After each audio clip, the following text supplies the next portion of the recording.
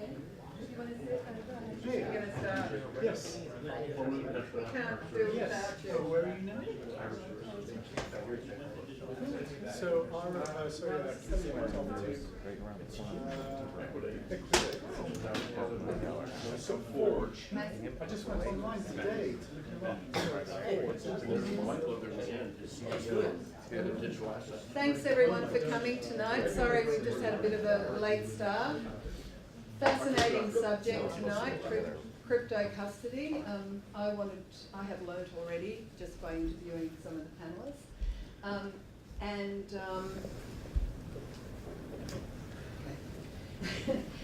So what I'm going to do is, first of all, Tobin. Tobin Rankin is actually the attorney tonight who's hosting this panel. He's a fintech guy at Shepherd Mullen, so if anyone wants to run anything by him or talk to him, feel free. And if you leave some cards out on the table, that'd be great, thank you. And so now I'm just going to pass it over to Matthew Lemerle from Keiretsu Capital. He's actually going to moderate this panel, and he'll get all the panelists to introduce themselves. Thank you, Matthew. Great, and thank you very much, Pimo. Thank you very much, all of you, for coming out tonight. And also, thank you everyone who's watching this, either tonight or in the future. It's really a very interesting topic, but it's also a very little understood topic for many people who are in this space. And so I think tonight will be interesting. Our goal is to lay a playing field, a level playing field of knowledge for all of you. I know some of you are experts, some of you are not. The second thing we're going to do is talk a little bit about some of the challenges of applying a custodial framework into a new asset class. And then thirdly, we'll have a little bit of a conversation about the future. And we are joined by three really amazing panelists. We're very fortunate, but in order to make sure they get their best foot forward, I'm going to ask them to self-introduce. So why don't we start at that end, please? My name is Mason. I'm the CEO of Tokensoft. We basically help issuers that are issuing digital securities on the blockchain comply with banking, securities, and tax laws at issuance and while their tokens are trading. We, whether that's domestically or on a country-by-country basis, we have some clients that we're helping to enforce securities laws in 56 countries, and so we do operate internationally. I think the reason I'm here is we did build a self-custody solution in-house for digital securities we provide to all our issuers, also a former coworker of Ben's. So that's what we do. My name is Matt Zimmerman. I'm the CEO of Base0, and we're a software vendor, so we build a technology platform that financial institutions can use to get the level of security they need in order to hold crypto assets. Great. My name is Ben Chen. I am the CTO at BitGo. So BitGo is a digital asset financial services company. We've been around since 2013. At the time, we were known mainly for pioneering Bitcoin multi-sig wallets, so security and scalability. We do about 10 to 15% of on-chain global Bitcoin volume. And I think in order to go a bit into custody, our vision has always been to see a world that blockchain could help make financial services make it more efficient, more global, and reduce counterparty risk. And more than a year ago, we decided to take on this challenge of institutional custody because we thought that was one of the largest challenges to enable institutional adoption, which is what we're really about. And so last year we received a trust charter from the South Dakota Division of Banking, allowing us to be a custodian. We are a custodian, purpose-built for digital assets. Great, thank you very much. And for myself, I'll put a few cards on the table. I'm an advisor at Securitize and Bitwise, and investor at Blockchain Capital and Pantera and Castleline and a few others. And my wife is on the boards of First Data and Fiserv, which are more traditional players, Royal Bank of Scotland and so on. So we have a foot in each side of this conversation. But we're going to begin just to build the base knowledge of everyone in the room by talking about old-fashioned custody. And the first question I want to ask the panelists, and by the way, you don't all have to answer every question if you don't feel like it, but it's a very simple question. What in the traditional world of financial services is custody? So, one mic. My background's in high tech and software, so I'll keep it brief in talking about the traditional financial world. But custody, even there, is a pretty multifaceted thing, and how you think about custody and holding a security versus something like gold versus deposit accounts can be quite different, and they have both legal and more operational and technical considerations. I think we see that in crypto as well, which we'll get into more later, but that's how I'm coming from it. Yeah, so I think there's different facets of this. There's there's sort of like the legal definition of custody, and then there's what it actually is. And I think it's important to understand both of those.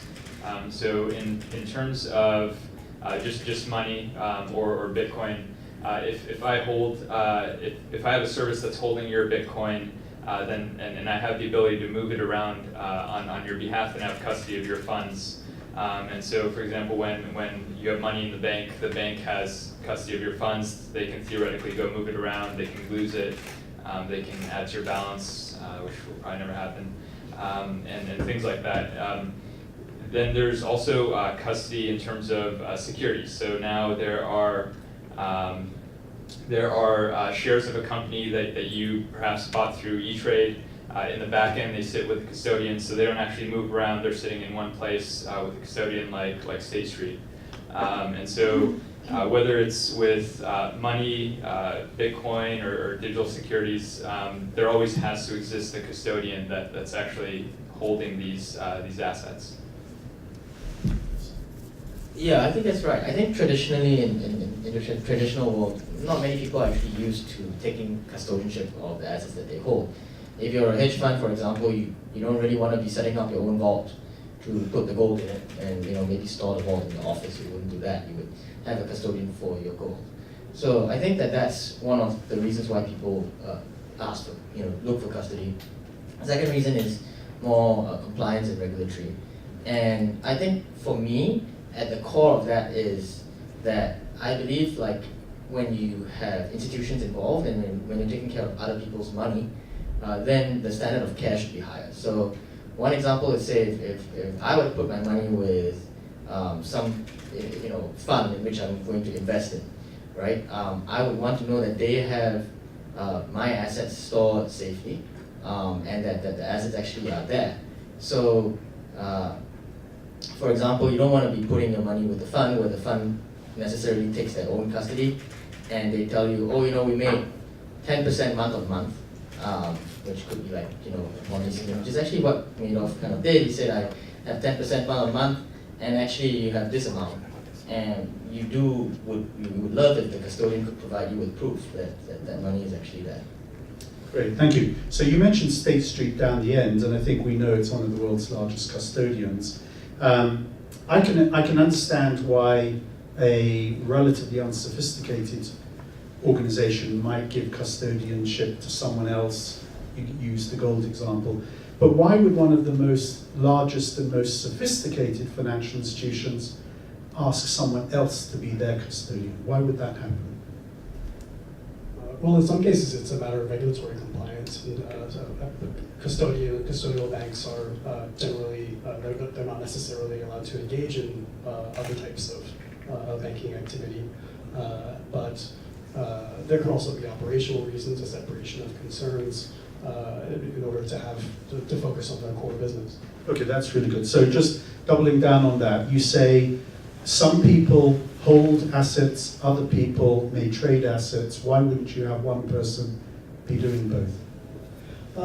Because it doesn't necessarily add value, I think, in the area of traditional financial instruments. I think it's quite different with crypto, and I think that we will see those lines become a bit more blurred because of that.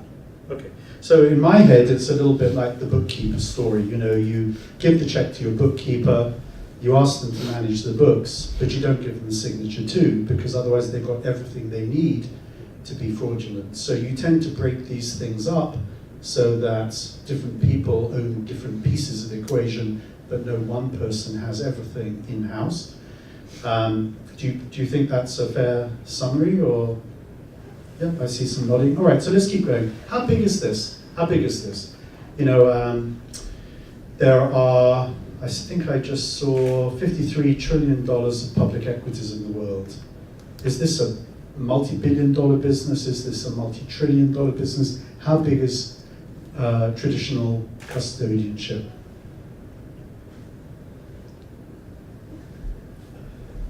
Well, I think it's fair to say that it's a large global business. I don't have a lot of figures off the top of my head, but it's a major part of the global financial system and a necessary part that underpins it. Okay, and is it regulated? Very much so. Who by and why? Depending on the jurisdiction, of course, it varies around the world. But I think there are several reasons why regulation is important in that area, both to protect the customer's assets and ensure that they're not being mishandled, to prevent fraud and so forth, and to ensure the integrity of the financial system, to make sure that we have correct information and so forth. Ben, do you agree with that? Yeah, I think it goes to the same thing as what I was trying to allude to, which is that when you really need a high standard of care when you're taking care of assets which belong to someone else. Yes, you did say that. So the people in the room, should they care about traditional assets being properly custodially managed? I think that they should care, but should they need to care? They shouldn't need to care, right? Like when you use a financial product today, when you buy into some hedge fund or some fund, mutual fund, there's custody going on behind that you really need to know. Great. Do you want to add anything at the end? Yeah, I think it's important to note that a lot of the regulations that we have in place came about because something went wrong at some point in time, or there was a concern at some point in time. And so a lot of these regulations are designed to protect people, whether they're investors or they're the companies. There's regulations in place to even denote exactly how people must interact with these securities and these assets. And so I think these generally come from a good place, and I think that we can benefit a lot from just taking the regulations as they are and not trying to build around them or getting too creative, but working with the regulations, and then once we get more comfortable, if we want to look to amend, let's say there's a limitation once this goes mainstream, and I think that's probably the right time to look at changes. But I think for now, I really think for startups in the space, these regulations are there for a reason, and it's probably good to build into them and to use them to our benefit. Great, thank you very much. So this is a crypto event, and there may even be some crypto anarchists in the room, but there aren't any on the panel because they know custodianship is huge. It's absolutely required in the global financial services industry. It's heavily regulated. It's there because it protects every investor to make sure that other people, intermediaries, and people holding their own assets don't somehow become Madoffs and take advantage of them. And it is an old industry, but it's been technology enabled for quite a while. So now I want to move into the crypto space a bit. And we were having a great conversation before where you actually, in this world of these new assets that are being created, you actually had a classification that you thought might be helpful tonight. So do you want to just share that? Yeah, so I think with all this stuff, we built some base tech. Like when Bitcoin came about, it was just technology. People started playing around with it. Eventually, people started forming companies around this technology, and that's where they ran into regulations.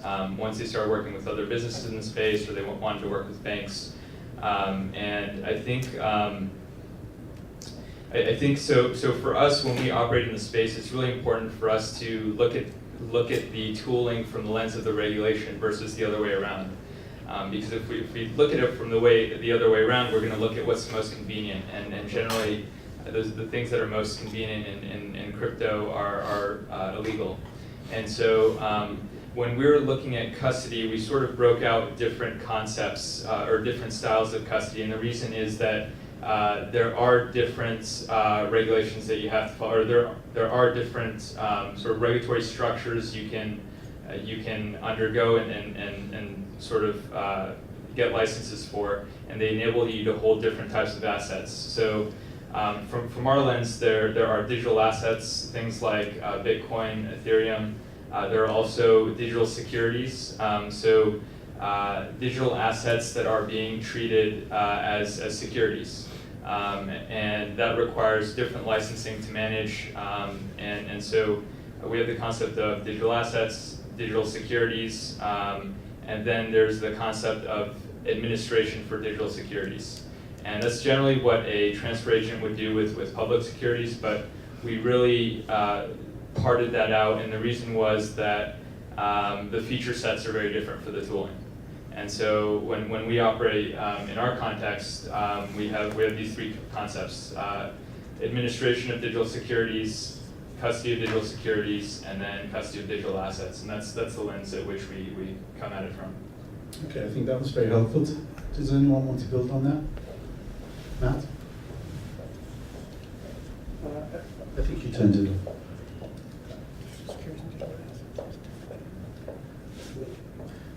Give it a go. It may be running out of battery. Okay, take this one. Thanks. Yeah, I just wanted to build on what Mason was saying about regulation, and that yeah, definitely there's a lot of catching up to do, I think, in both directions, both for these newer businesses and asset categories to adapt to the existing regulatory framework that's there for a reason. And also the regulatory framework needs to catch up with some of the newer realities of those asset classes and the way that they're different from what those regulations were designed for. So we'll meet somewhere in the middle, and it's not clear exactly where that'll be yet. Great, thank you. I just want to give a slightly different framework. I liked yours, but the way I think about it is when we're talking about custodianship for new digital assets, it's both a vertical and a horizontal. And what I mean by that is, as an asset class, we have real estate, public equities, bonds, things like gold. They're all asset categories. And I think there is a new asset class emerging, which is called something, crypto assets. But we also can tokenize any other asset. So you could have a gold-backed token, or you could have a company equity that's been tokenized. And so in that sense, we're also talking about the tokenization of all assets, and you as custodians may need to do both. And I think that's implicit in what you said. There's the custodianship of the vertical, which is the crypto vertical, but there's also the custodianship of all digital tokenized assets, even if they came from traditional categories. I don't know if that's helpful. I think that's a great way to make that distinction. I think, I've never heard it put out that clearly, but it does describe a little bit about how come some people get confused in a bull market where they think that crypto is a new asset class from an investment point of view, but at the same time there's crypto which is going to modernize finance and change the way that you look at existing stocks and bonds and other asset classes. Yes, I'm observing, I think a lot of people are now pivoting, which is they were very bullish on the vertical and now they're becoming very bullish on the horizontal, and we have yet to see whether the reality of either. Please, Matt. If I can, I think that's a great point. It illustrates why I think that we all need to care about how this is evolving, and not only folks who are necessarily dealing directly with crypto assets, but this will be a new way to interact with other types of financial instruments as well. And so it has a much broader scope than just the crypto ecosystem itself. Yes. So I didn't do a lot of research before coming here, but some of those early opening questions were a little loaded. I do actually believe the traditional custodians handle trillions of dollars of assets, and they are some of the largest and most sophisticated financial entities in the world. And so that then brings us to crypto. We've got this new asset class, maybe $200 million worth of assets. Let's just talk about the vertical. Why is it difficult to act as a custodian in this new asset class? Isn't it just the same as any other asset class? I think there are challenges on both sides of it. So not only is there there are a lot of open questions around how to apply regulatory frameworks to this asset class. Also, the technology is very rapidly evolving, and there are new challenges all the time. So to put those two things together, to have a coherent custody strategy, if you don't understand where you stand with regulation, and it's a moving target to keep on top of the market that's evolving and the instruments that are there, that's a difficult hurdle. Yeah, when we look at it as, we do need to get right in order to be a great custodian. You need compliance, you need technology, you need people, you need processes, and you need some physical security. I think the difference for crypto is that, not so much on the people part or the process part. You can still set up people and process, but on technology, it's very different.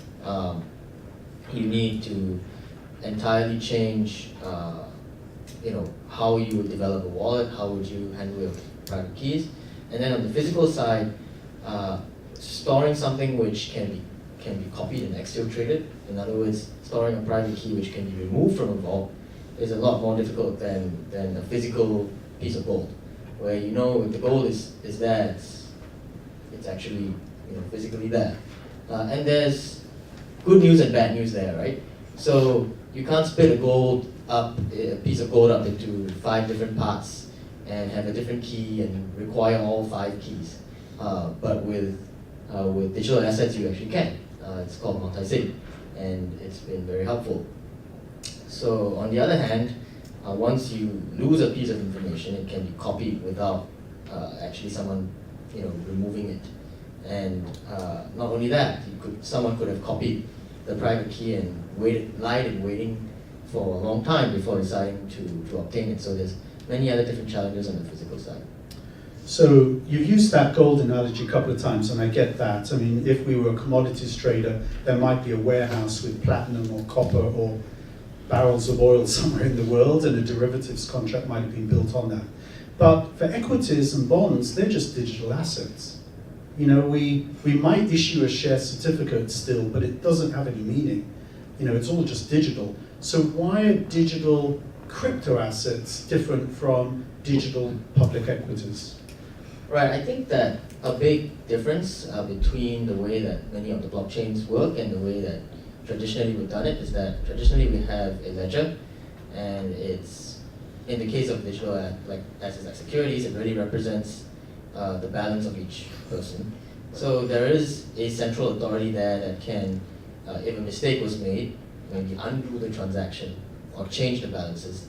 In the case of digital assets like Bitcoin and Ethereum, once a transaction has occurred, the consensus of the network is such that you cannot undo it unless, of course, you got really creative with a smart contract that made it undoable. That would change a whole lot. But that is it's a very unforgiving but yet powerful new concept of which people can, if they wanted to, take self-custody in such a way that nobody could take the assets away from them. And I think that when we talked about crypto anarchists and all that, I think that I can see it both ways, right?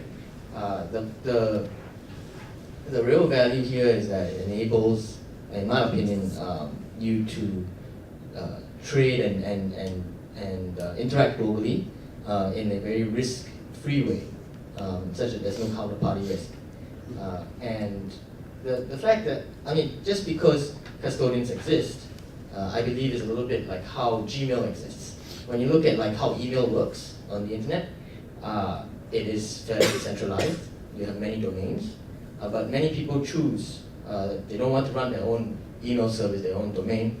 I want to, use Google or use Hotmail or whatever it is, and they delegated that responsibility to someone else.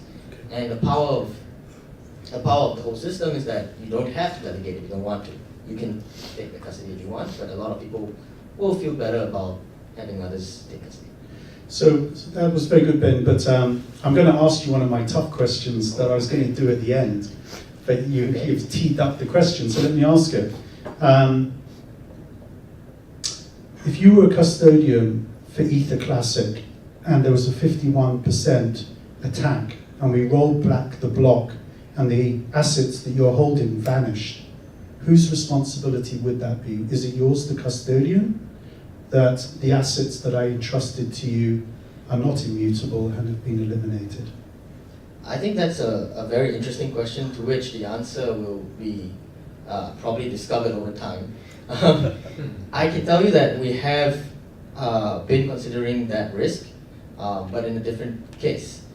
So when we look at many of these tokens on Ethereum, smart contract tokens, Ethereum is built such that the tokens live on top of code, which some developers can write well and some developers may not write well.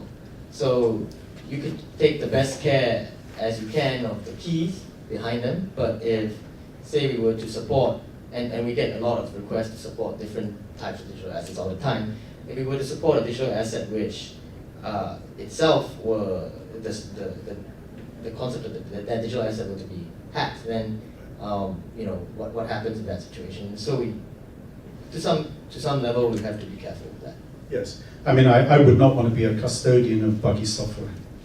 Okay, so let's just go back a little bit, because I think we were trying to build the knowledge of the audience. We went through the traditional case, we started talking about crypto. I think we established that for the vertical there is a need for custodians. We talked a little bit about why it's difficult. And then there is this conversation that we're hearing a lot, which is if the institutions come in, crypto will take off again. However, custodianship is one of the barriers. And I'd like you just to dig into that a little bit more and explain to the audience why the institutional players are on the sidelines waiting for, institutional grade custodianship to appear. Yeah, it's kind of funny when the institutions started coming in, the Bitcoin price actually went down. I think the institutions, they're used to operating in a very rigid environment. They have a lot of processes, a lot of rules. There's a lot of other regulated entities that they interface with that need to exist for them to do their job. And so there's this very complex sort of framework and fabric that's come together over time that's baked very heavily into the regulations on 20 to 30-year-old technology. And so now that we're introducing things like Bitcoin into the mix, completely new technology, there's no best practices for custody, there's no best practices for how to regulate these things, and there's really two challenges that exist. So one, the technology is really hard to sort of build out in a secure manner. The second challenge is the regulators don't necessarily know how people should be storing Bitcoin, so they can't push down best practices. So there's a little bit of education that has to happen there before regulators are comfortable with it. And so if a large institution wanted to go and plug Bitcoin in tomorrow, they wouldn't be able to do that because the traditional vendors, service providers they interact with don't have that feature enabled. And so it's going to take some time for startups to grow into larger companies, get regulated, and provide these services in a manner which will interface with these institutions the way they're used to having these third-party vendors integrate with them. You're seeing some companies build these in-house because they said, well, there's no vendors out there that work with our situation, so let's just build it ourselves. So Fidelity just made an announcement that they're launching their own custody product in a month or so. Yes. So it's just that there's no perfect fit on the market. It's just going to take time for the whole entire industry to grow and mature into what these institutions need. But it's a matter of time before it gets there. Thank you. So I think that in the world of customers, there are very sophisticated ones and there's sometimes less sophisticated ones. Just go down the line. Who is your most sophisticated customer today that is relying upon you to help them? Just go down the line. I know that you all offer slightly different services, but who's your reference case? Yeah, so let's see. So we're very aggressive with when when people are seeking to work with us, we're very aggressive in sort of our onboarding process and sort of our procurement of clients. And so we generally filter for clients that really care about regulations and they can pay for them and pay for that. And so what we found is generally our client base is either career CEOs, serial entrepreneurs that have run companies before that do understand that if they don't worry about regulations today, their company may not be there 5 to 10 years from now. So I think one reference client is a late stage venture fund we're working with. It's a tokenized fund. They're called Andre Capital, and they're probably a good profile for generally what basket our clients fall into. Thank you. And Matt? I'd say that our most sophisticated clients tend to be the ones that are crypto from the ground up, who have been in that business from the beginning, who are not adding it as a new asset class or part of their offering, because they're staying abreast of new developments, both on the regulatory front and in terms of technology. And they understand that this is an evolving area, and they're generally pretty well informed and taking in a lot of information. Whereas folks who are approaching this from the traditional financial world, I think that face a steeper learning curve. Thank you. And Ben? I think for us, we have kind of different sets of customers.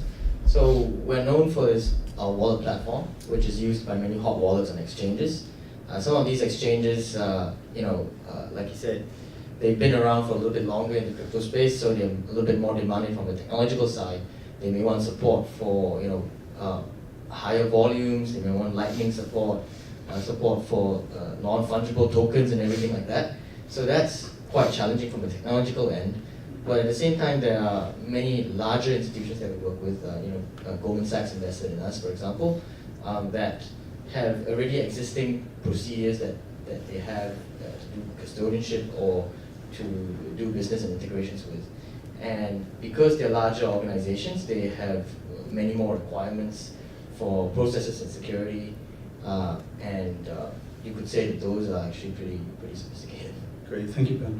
So I, in my naive way, I was trying to figure out, 5 years out, where's the big opportunity? And that's what took me to this little chart in my head, where I said, if there's $150 billion of crypto assets today, there were more a year ago, and it might be more in the future, but it's right now 150 billion. There's $7 trillion worth of gold, 53 trillion of private equity, 75 trillion of real estate, 600 trillion of derivatives, of which 577 trillion are interest rate derivatives. So if we're going to tokenize something that's going to be big, you would think it would be the traditional assets. And I know that's TokenSoft's vision of the future. I don't know if the rest of you agree. But I'm just curious, if you went out 5 years and you were a custodian for tokenization and crypto, where do you think the weight of your respective businesses would be? I think that you have to look even beyond custodianship 5 years from now. I think custodianship is at the base level, right on top of security and the technology that powers that, that makes some of this possible, tokenization and for mass market to come in and actually use these digital assets. I think that over time, custodianship will actually go down in terms of the fees that one can collect. So while it is true that I do believe we're going to be at $1 trillion, tens of trillions of dollars of wallets, so we have to keep improving our security around that. It's never really done. So today maybe you secure 50 billion, but then the price goes up.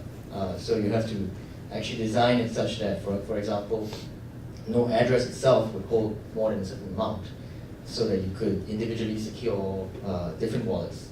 You have to keep working on adding additional forms of second factor.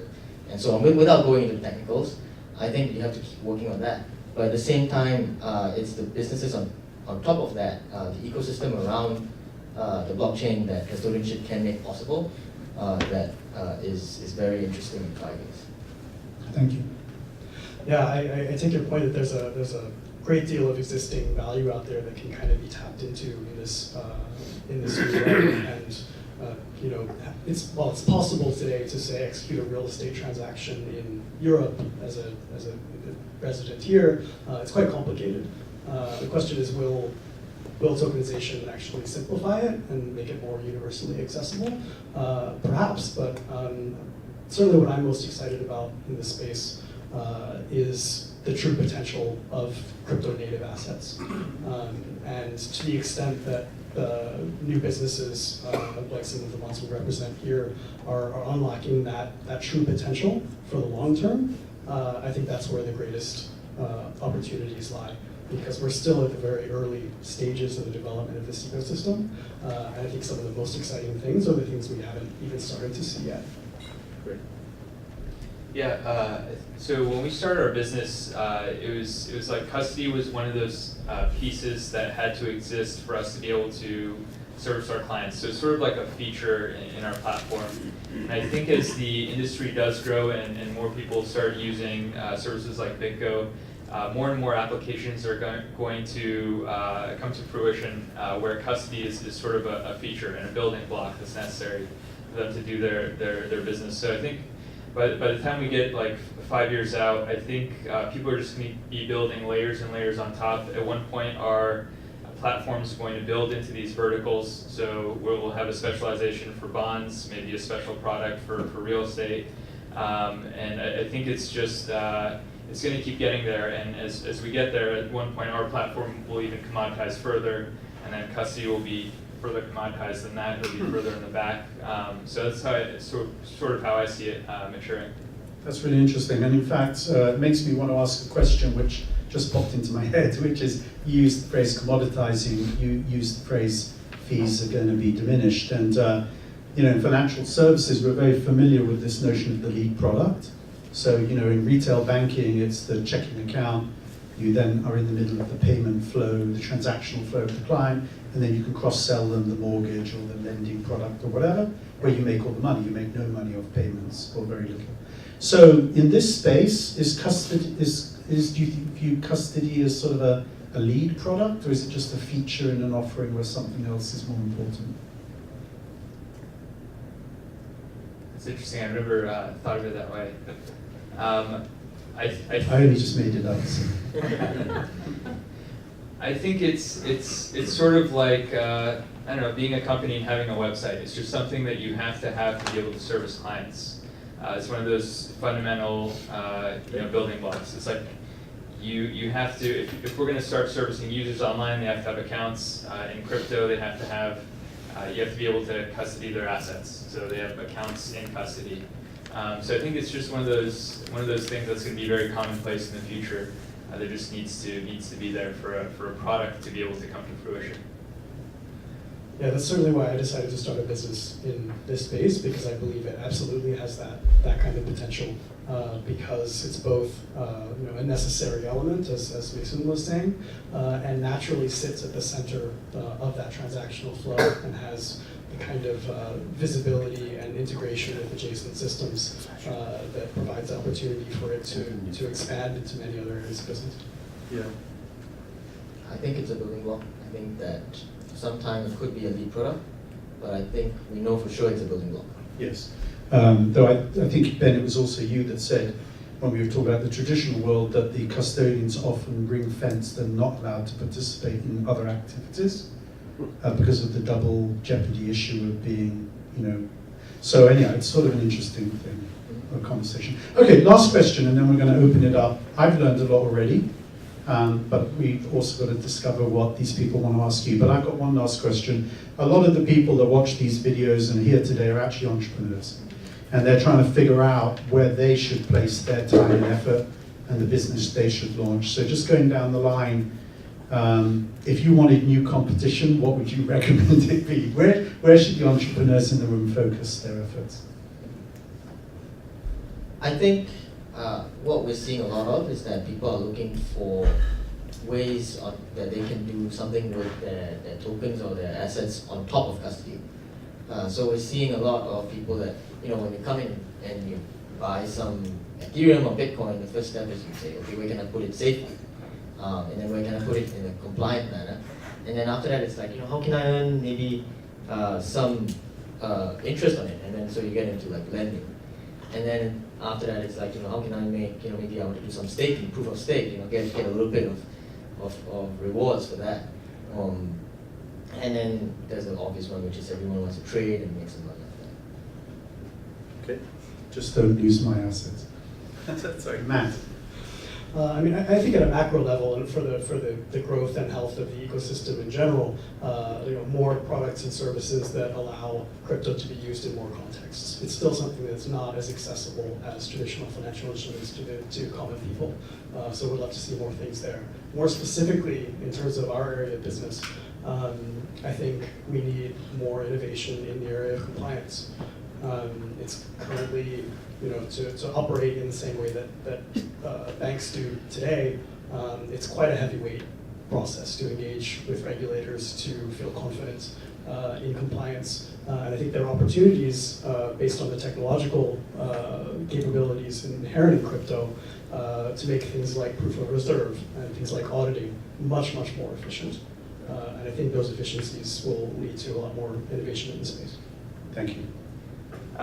So as I said earlier, it's a space where it's very easy to break the law. So what I generally recommend to entrepreneurs looking to start a company in this space is go find the most expensive lawyer first that knows what you're talking about. Maybe here at Shepherd Mellon. Are they expensive? They're really good. Right. Ask them. So we're going to ask some questions. I think you can already see we're very lucky. We've got 3 of the world's leading minds in this area on the panel right here, right now. So please take advantage of it. Did you have a question? No? Well, let's ask. That's fine. Yes, please. Yeah. So from And I'm going to repeat the question for the television. So from your institutional customer point of view, what are the product features they wish to have but still not available in the today's market? So just repeating for the video, from your institutional customers' perspective, what are the features or capabilities that they want that you haven't yet delivered? You want to respond or should I? Okay, so there's 2 features that I think are still a little bit further out, but that I can see why they would want this. So the first feature that I think is commonly missing in a lot of digital asset or crypto products is that many of them are not built to be used by multiple users. So when you look at many of the wallets out there, many of them are single user wallets. You send or you receive and it's in a list that looks like a Microsoft Excel or whatever it is.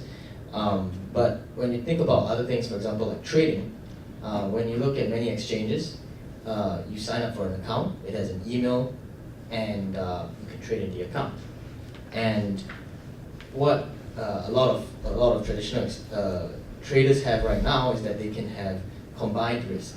So for instance, you have a trading firm, and they have 100 million under management, right?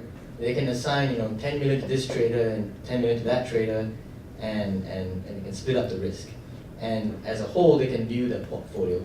And so that's the first feature that I think we're going to start to see this year or maybe next, because it takes a long time to build. It's very much all single account trading right now. The second thing that I think a lot of custodian customers have been asking for is that once you have the money in the custodian, you want to trade it.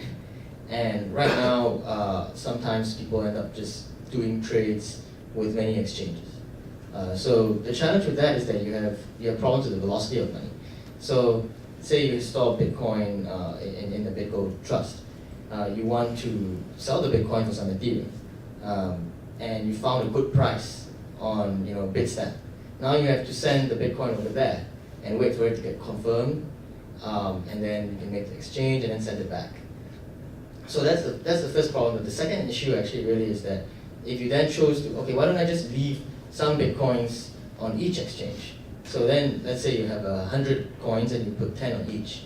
Now when the price is good on one of the exchanges, you can only take advantage of 10% of your funds. And I think that's something that lots of businesses want to improve on or get a better deal on. Thanks, Ben. So I think in terms of institutionals, one thing we keep noticing is everyone has completely different compliance requirements. So everyone has different steps and rules that they would like to follow, and we basically help clients, enforce these compliance requirements. So this is something we run into a lot. So everyone is trying to follow the same rules, but they do it slightly differently. And so that's one of the interesting challenges we keep running into. Great. Another question, I think there was one here, and I'll repeat it, so please. So I'm a traditional commercial lawyer, and one thing that I've noticed is that isn't available with cryptocurrency is to be able to pledge them. Traditionally, a custodian, holds physical assets. They hold stock certificates, they hold promissory notes, and that's how you perfect a security interest in them. And usually there's a custodial agreement that allows, as part of a foreclosure process, the lender, if there's a default, to take custody and control of those assets. Now, if at this point you don't have programs that are available for multiple users, that would be a problem. But has anybody thought about, because this would seem like a pretty obvious use case and one that is really essential to making Bitcoin financeable, or any sort of cryptocurrencies financeable, is to create some sort of a backbone for being able to pledge them. And so I'm kind of curious about what's So to summarize it for the video, the question is, has anyone or is anyone in the process of creating a backbone that would allow you to pledge assets that you put in custody, crypto assets that you put in custody? Well, I think as Ben has said a lot about, and we're also great fans of, is multi-sig technology, which I think holds a lot of promise for enabling like more creative and more differently structured arrangements for that sort of things, to have scenarios where, say, normally you transact on an asset with a certain set of keys, but that there are other keys that are held in escrow by other parties, which have obligations to ensure that those assets can be transferred or recovered under very specific circumstances. And to have that control extend all the way down to the technical level on the blockchain makes that a very real, it's not just an agreement on paper that these things will happen, but it's an actual mathematical capability to be able to execute on those actions. And so I think that's a very interesting area. Anyone else? I think this goes back to we could leverage some of what blockchain is really good for, which is being very transparent. So when you look at a blockchain, you can easily look up certain addresses and see that what is the balance of those addresses. Then the next challenge is, how do we pledge the amount in the addresses, right? And there, you can sign a message using the key saying that I pledged X amount. But who's to know how many people have access to that key? And I think that's where it could be very valuable to have a custodian say, these are the assets that we control of the key, and they belong to this person, and we will hold them under certain conditions. Yes, please. This one is more from Matt. So in 2017, the flavor of the day was we really need a institutional grade custody solution to help the current institutional asset class move it, or institutional investors move it. In 2018, that was also a topic of consideration, but companies like Benz have come in and created a solution like that. I think the need is broken down into two parts. The fact that you need something that's institutional grade, and the fact that it is a third party. I understand your solution is one that is designed for institutional self-custody. So how are you thinking about entering a market with that value proposition? Okay, so sorry, just again. So the question's to Matt.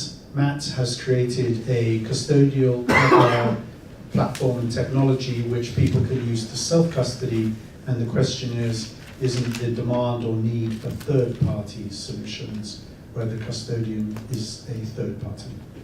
Yeah, there's absolutely a need for both models. One of the interesting things about crypto assets is that there is this opportunity for self-custody in a very real way that doesn't necessarily exist for other types of instruments.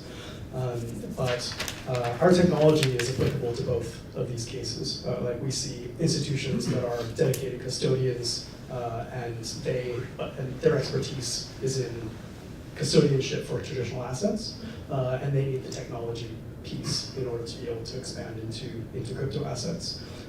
But then also, I mean, some of the custodial banks that we talked about before, they're not only dedicated to that particular area, but they're entities like JP Morgan and Barclays and UBS and so on.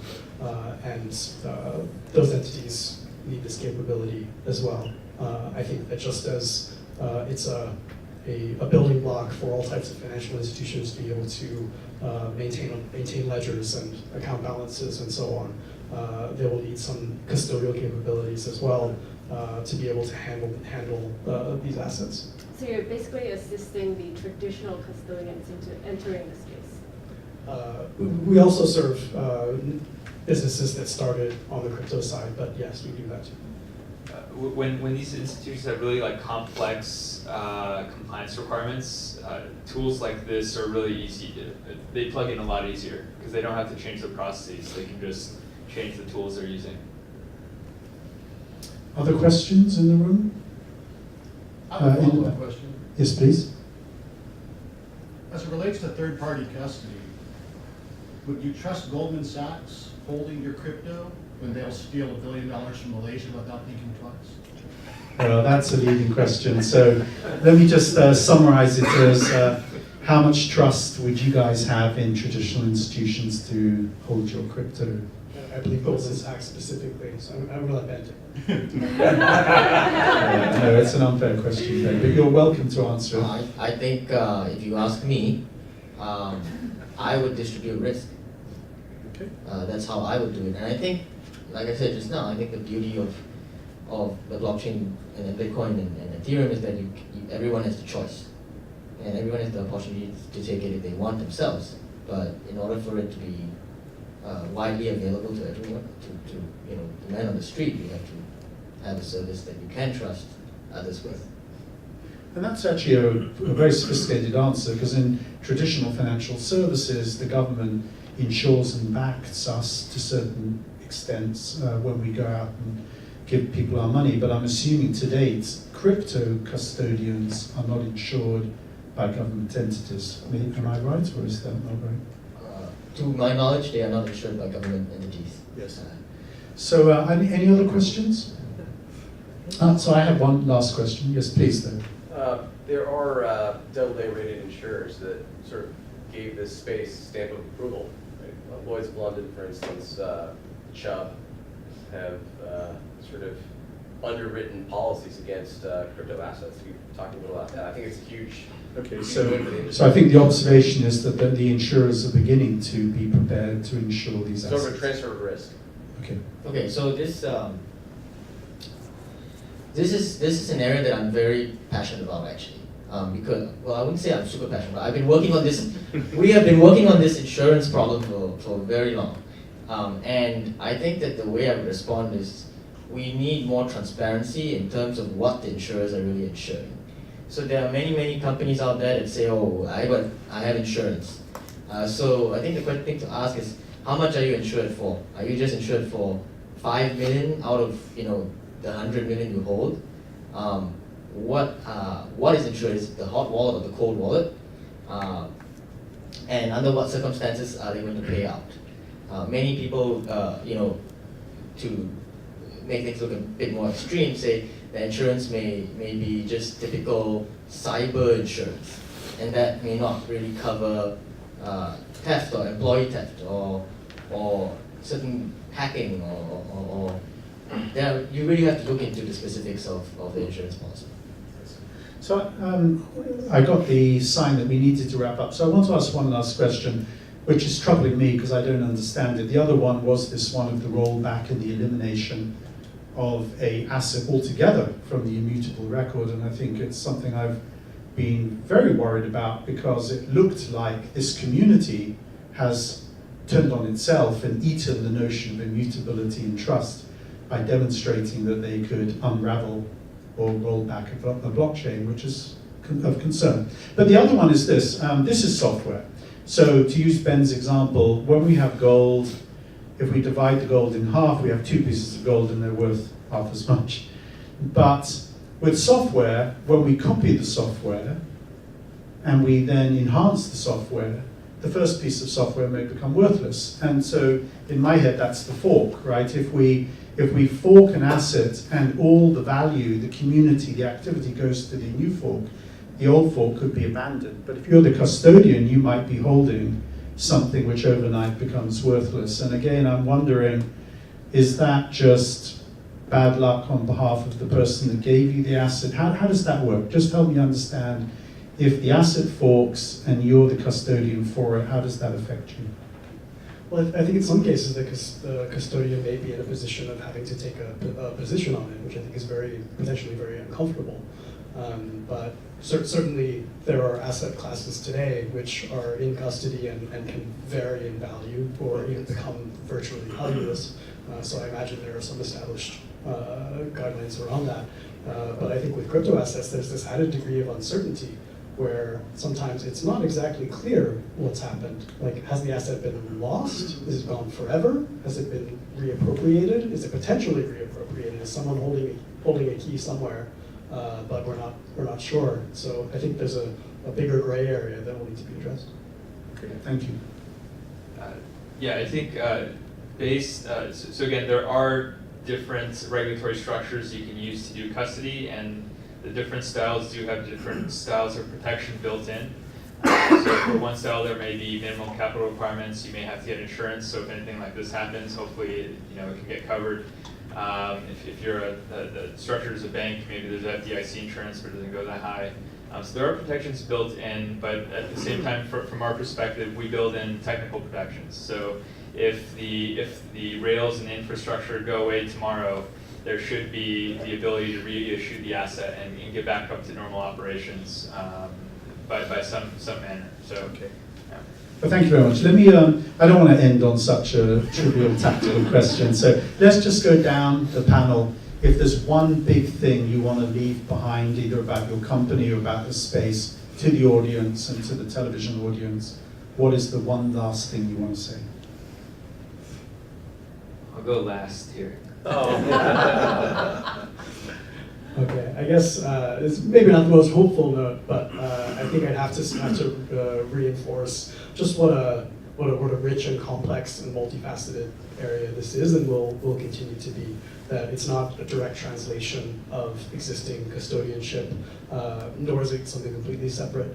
I just attended a workshop earlier today by the folks at Blockchain Commons, which is a day-long seminar just teaching people about all the different ways to do custody at more of an individual level even, ranging from different types of wallets and software to operational security protocols to how you stamp your recovery passphrase in a piece of titanium. So there's really a lot going on here, and it's an area that's worth paying attention to. Thank you, Ben. I think it's, what I love building are products which can really be used in ways that you've not necessarily figured out before. So we recently were working together with a lot of members of the community on a project called Wrapped Bitcoin, WBTC, which takes a Bitcoin and tokenizes it on the Ethereum blockchain. And that we initially thought would be popular with decentralized exchanges, because right now decentralized exchanges exist on Ethereum only and they can't trade Bitcoin, so they wanted to be able to trade Bitcoin, which is why we did this for them. And then as it turns out, over time we started to see lending platforms that wanted to take collateral in Bitcoin as well, and then this is something new that happened out of that. It's almost as if there's a word for it, but it's escaping me now. It's kind of coming out of being able without you having necessarily always seen it. It's what I really enjoy about working on platforms and building an ecosystem this early. Thank you. And the final word? Yeah, so build something cool, go get an expensive lawyer, stay out of trouble. Thank you very much. So the let's word, do the a word round. was So please. emergent. The word was Emergent, not serendipitous. So let's have a round of applause for the panel. And Pino, back to you. Thank you so much, everyone, and thanks for the education on crypto custody. Really appreciate it. And now we've got half an hour networking, so please enjoy, and thanks again to the panel. Thank you. Great to meet you. Thank you.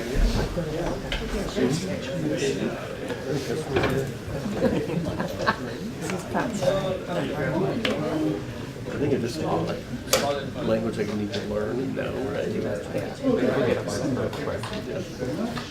So last year, every two Robin was here in January, February. It was down.